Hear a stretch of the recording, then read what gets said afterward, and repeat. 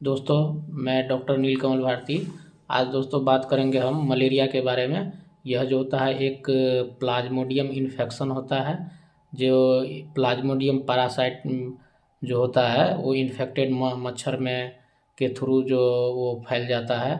और वो people to people जो है, एक पीपुल से दूसरे पीपुल में फैलता है। ये अगर वो इन्फेक्टेड फीमेल एनोफिलीज मच्छर जो होता है वो एक इन्फेक्टेड पीपल को अगर वो काटेगा तो फिर उससे फिर वो दूसरा को काटेगा। इससे क्या होता है, वो पीपल टू पीपल ट्रांसफ़र होता रहता है।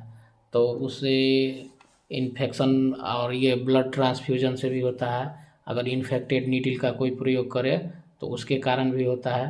तो ये मलेरिया आपको ये इंडिया में बहुत ही कॉमन है। और ज़्यादातर जो स्लम एरिया होता है उसमें मलेरिया का पेशेंट बहुत ही ज़्यादा पाया जाता है। तो उसमें दोस्तों हम होम्योपैथिक मेडिसिन प्रिवेंशन के लिए मेलेंड्रिनम एक मेडिसिन आता है, मेलेंड्रिनम 30 का प्रयोग करेंगे। और उसमें एक चिनिमम आर्स मेडिसिन आती है तो उसका भी प्रयोग कर सकते हैं। और डायरेक्ट चाइना जो आता है उसका भी प्रयोग कर सकते हैं। तो सिम्टम देख करके हम प्रयोग करेंगे तो पेशेंट बहुत ही लाभान्वित होगा।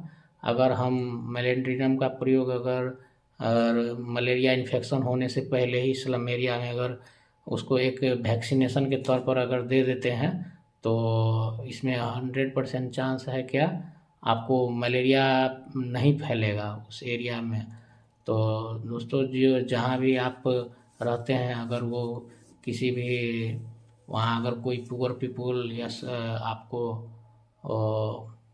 कोई नदी नाले के किनारे रहने वाला पीपुल जो ज़्यादा इन्फेक्टेड हो सकता है, अगर उसको आप खिला देंगे तो वो मलेरिया बुखार से बच जाएगा। और जिसमें आपको अच्छा खासा पेशेंट का पैसा भी खर्च हो जाता है।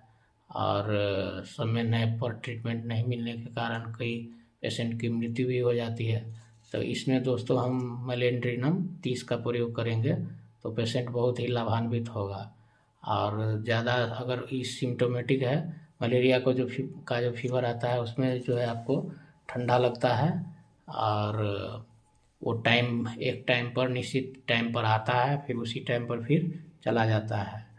तो कोई इसका हमेशा इसका फीवर नहीं बना रहता है। ये टाइम टेबल से आता है और टाइम टेबल से चला जाता है। और इसमें पेशेंट को ज़्यादा थकान महसूस होता है और सर दर्द रहता है और आपको शिवरिंग रहता है ज़्यादा।